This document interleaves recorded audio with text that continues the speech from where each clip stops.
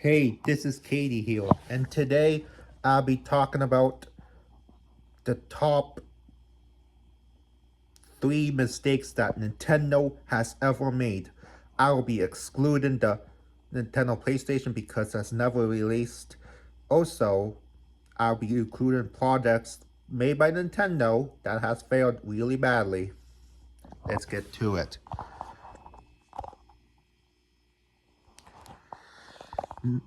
The third biggest mistake, number one, the biggest mistake, number, let's start with one.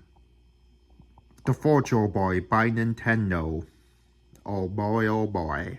Even though the Virtual Boy was the head of its time because of its virtual reality, it was years before Steam did it, or Oculus, or Facebook, Meta, whatever I'm talking about, did that crap. Nintendo was the first ones who made VR. Yep, you heard me right. The first VR headset was made by Nintendo. They were trying something different at the time, and the cartridges in there were the cartridges. It was a cartridge system, the Virtual Boy. That's what I meant. And also, I hope Nintendo six. I hope it was before a year before the Nintendo 64 came out, and they wanted something that hyped the people. So the Virtual Boy came out, and man oh man was it negative. Lots of negativity happened. There were only like 22 games released worldwide, and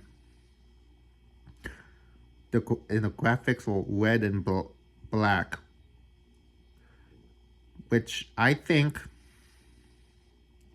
the 3DS could have been like that, but thankfully it didn't end up like that.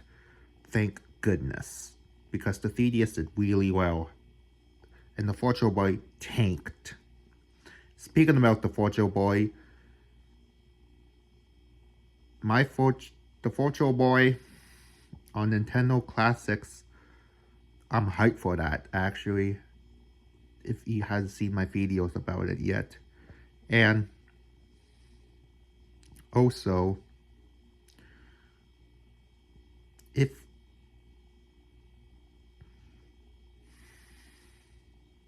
you hadn't, this Virtual Boy had a lot of good games, but the console just sucked because the graphics were red and black. Red and black. That gives you eye strain if you play it more longer, I meant. And also, the Virtual Boy had some really good games like Panic Bomber, Mario Clash, even though people didn't like it, but I think it's one of the best Mario games ever in my opinion. Top 10 at best. And it had the best Wario Land game ever. Wario Land Virtual Boy, which I loved. And I'm excited to play that. And it had Virtual Vision, which I love, even though it was a pain to control the vision. But I still love it no matter what. And number two biggest mistake Nintendo has never made was the Nintendo 64 DD. Only released in Japan. Add-ons. Why stick to add-ons? Why? Because take a look at Sega. What they did in the past with the Sega CD, the 32X, didn't do so well. Would Nintendo do well with the DD? Fuck no, they didn't. Hell no, they didn't. Because add-ons suck. They don't sell well. Add-ons for a console, like for another console. The N64 DD had some mediocre games. It had one really good expansion pack called F-Zero X expansion, which you can customize your track. You can do all that. You can customize your track, customize your car. I think there was new cups in the game. Yeah, there was new cups in the game. Yep. And it only had like a few games. Less, I don't know how many it had, but it had a few. It had Doge the Giant, F-Zero expansion pack, the golf game, Mario Paint editor, some shit like that. Polygon, single, I don't know what I'm talking about. But I forgot what the names are for Mario Artist. One's a paint game, one's a singing game, karaoke game, and one is a polygon game. Let me know in the comments what those games are actually called. And also, I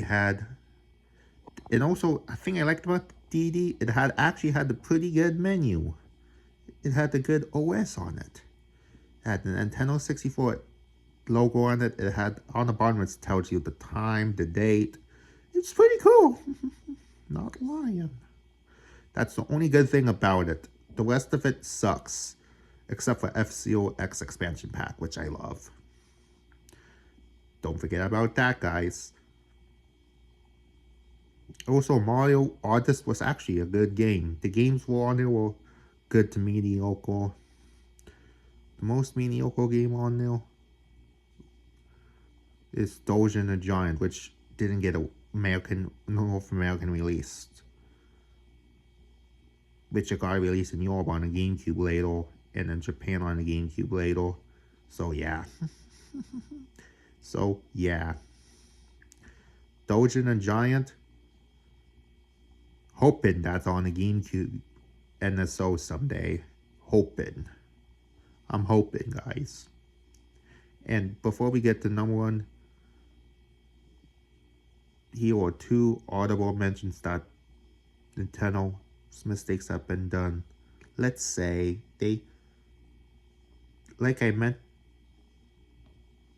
nope, I don't want to do audible mentions. Fuck it. How about we do number one, biggest mistake Nintendo has never made. My personal opinion is the biggest mistake they never did. And my personal opinion is it's not the Wii U. It's right up there, but it's not that. It has to be the Joy-Con drift and the Switch 2's price. Yes, you heard me right. The Switch 2's price. A lot of people say, Katie, it's like $450. Yeah, it's ridiculous. And the Joy-Con drift issue's not getting any better. It's the biggest mistake Nintendo has never made because they haven't even fucking fixed it yet. It happened to many people. It didn't happen to me yet, but they should not use plastic Joy-Cons. Had you learned from Atari, guys, take a look at plastic buttons, plastic joysticks for the 5200. Those sucked ass. Come on. You guys should have learned from Atari a long ass time ago, guys, that those things don't work. Apparently you fucking don't, guys. And I like the Joy-Cons, but they use cheap plastic inside the Joy-Cons, in my personal opinion. That's why they drift a lot. Yep, in my personal opinion, that's what I think it is. And also, they hadn't even fixed this issue yet for the Switch 2. They hadn't even done anything for it. Stick drift is going to happen no matter what in controls. Nintendo Switch especially, Xbox especially, PlayStation especially, Nintendo Switch has the most issues of Joy-Con drift because I bet they use cheap parts, in my personal opinion. Like I said for my 3 biggest mistakes for Xbox video, they use high performance but cheap parts for the Xbox 360. That's what the Switch Joy-Cons use, in my opinion, under the joystick. Yeah. And you could still send your Joy-Con to Nintendo for free fixing. Free fixing. What the fuck? Why? I agree. And it's still going to happen no matter what, if they get it fixed or not. Nintendo, get your fucking Joy-Cons fixed.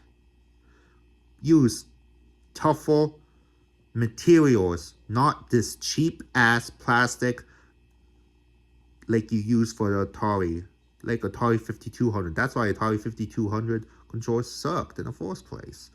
Guys, get your Legend lawn. And the Switch 2's price point, it's a little bit expensive, but I think it shouldn't have been like 350 or 300 bucks, for my personal opinion. Like the Switch 1. What? Nope. It had to be 400 to 500, 450 to 500 bucks, which was just ridiculous. $100 or $150 more. Wow. Nintendo, you are greedy. I love you guys, but you need to learn from your mistakes. You're a lot better than Microsoft. And the 3 biggest mistakes on Sony will be coming soon. Same with the 3 biggest mistakes on Apple will be coming soon.